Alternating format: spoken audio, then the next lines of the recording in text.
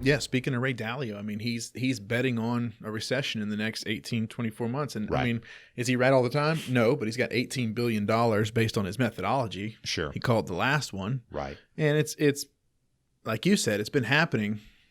It's been happening over and over. Recessionary periods are really normal. But the thing that's sticking out, the thing that I think he's trying to raise awareness of, is that this particular circumstance hasn't existed since right before World War II. And the particular circumstance is the gap between the haves and the have-nots that came out of the Roaring '20s and the subsequent depression after. Sure. That's the first thing. The second thing that he talks about is the low interest rate.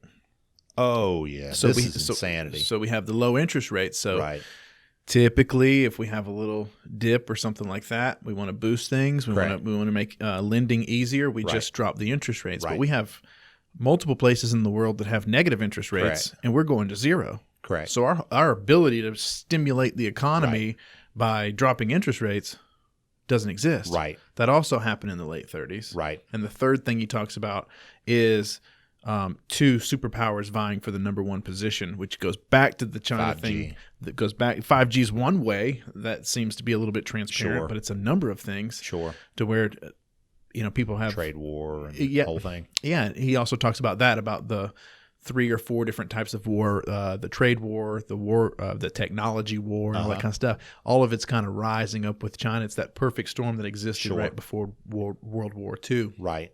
So those are the differentiators as we get into that cycle, that economic cycle of saying, okay, there's a recession, tons of opportunity coming out of the recession, right? But could this be different? And what are we looking at?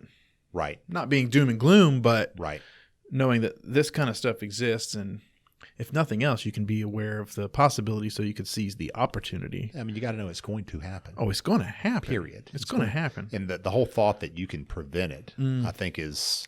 Yeah.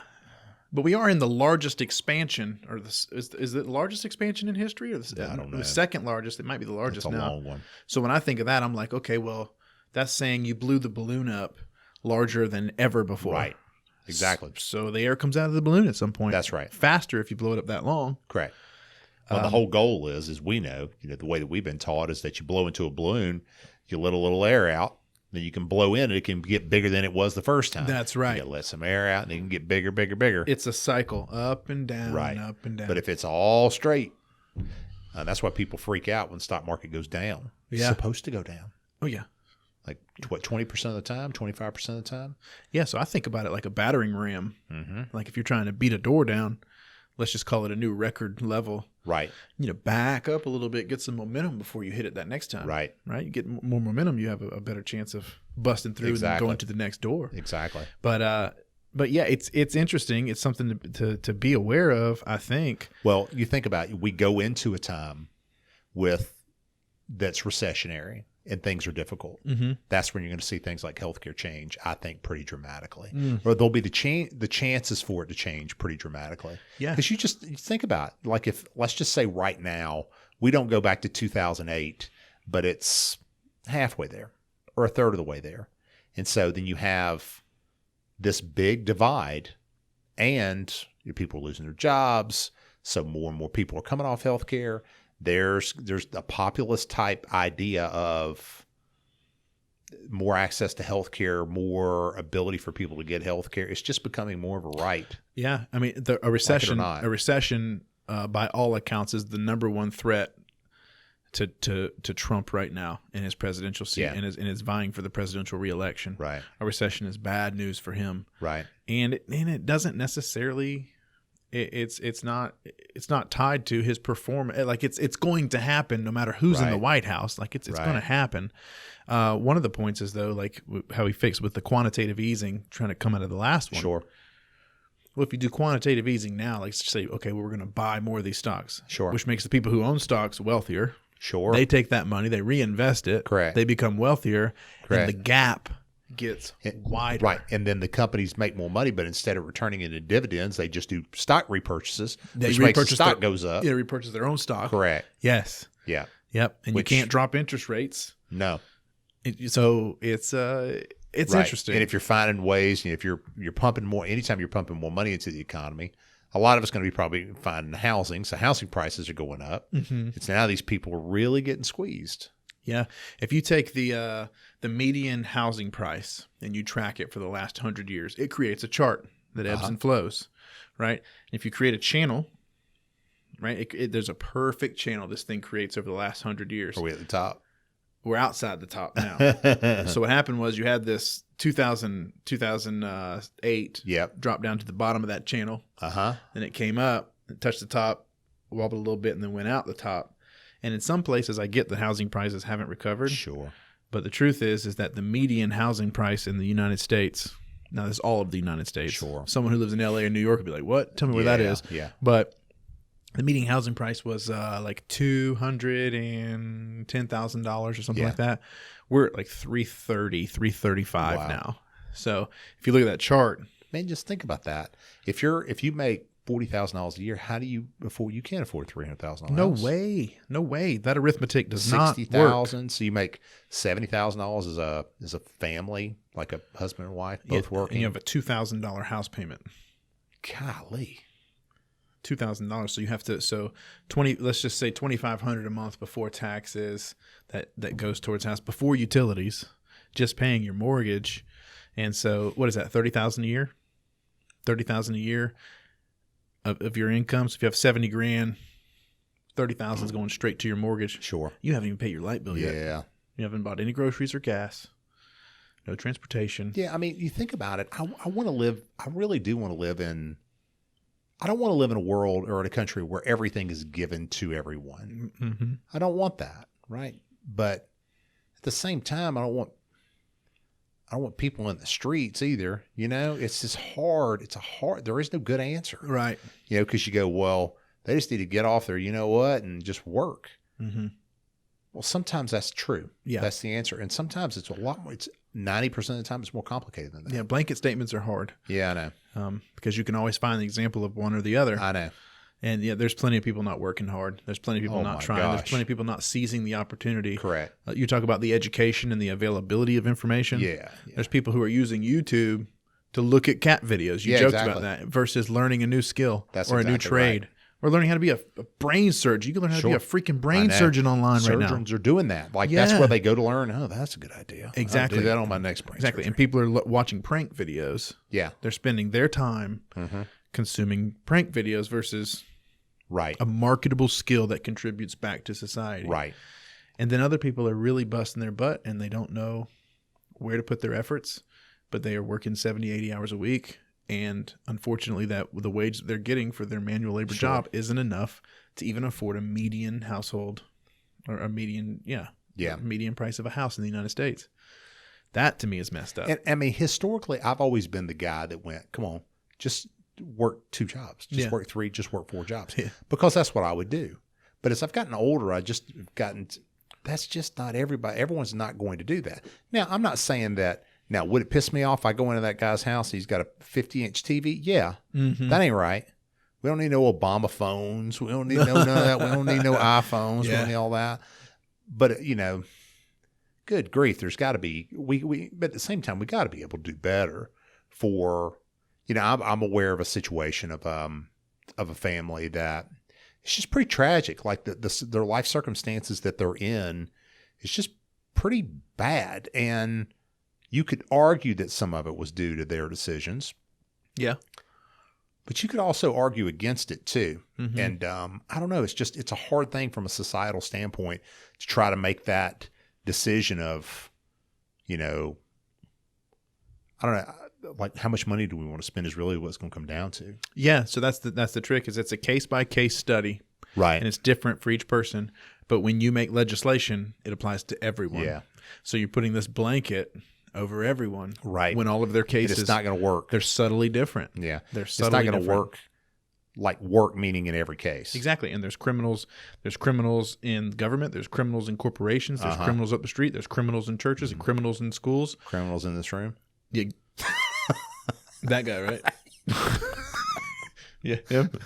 So it's but you don't know Where the is my wallet? Yeah. You don't know the ratio of criminals. I know. Right? So I'm not saying that everyone's criminals, no way. Right. But the point is like someone's going to exploit it. Sure. So do we just know that going in and say, look, we're going to make this rule. And I know you're going to exploit it. I know you're going to take advantage of it, but that's on you. Yeah. But if this is what's required to get the people who need help, yeah. That's the price we pay. I think that's what, when I've given people money, like if you see somebody on the street or something, you give them money.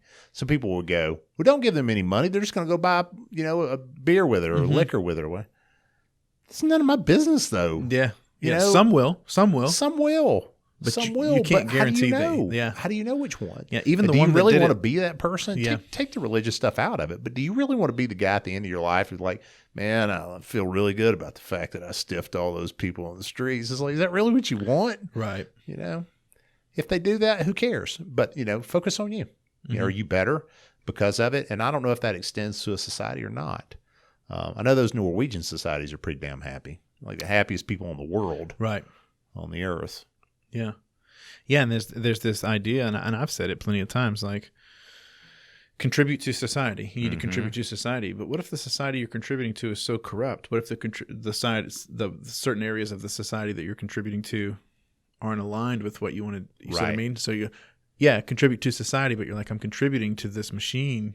Yeah, it's like when your civic duties conflict with your moral duties. Yes. Yeah, I had one of those recently. I know what you're talking about. I know. Yeah, that's a tough one. It's a tough. That's why there are these politics that exist. But I mean, if the wage gap continues to expand, yeah, that more people are going to be left behind than get on board. Right. But every vote is equal. Oh, yeah. So but not everybody votes. Not everyone votes. Of course, like in the founding fathers, you had to be a property owner. You had to be a stock owner. Yeah. You got to have stock in Apple to vote. Yeah. Okay. And in plenty of places, the dead people vote. Right. Exactly. Yeah. Oh man. Yeah. That's a lot of registered voters. That's another animal. Haven't been around for years. Right. To bring crooks. Right. Crooks in government. Crooks in everywhere. They exist. So we get to choose what we focus on. That's where I come down to. Yeah. You get to choose what you focus on. There are crooks everywhere. Sure. But there are great and wonderful people everywhere too. They're good, aspiring, passionate, loving. Right. Every adjective I can use that's positive. Right. Those people exist too. Right.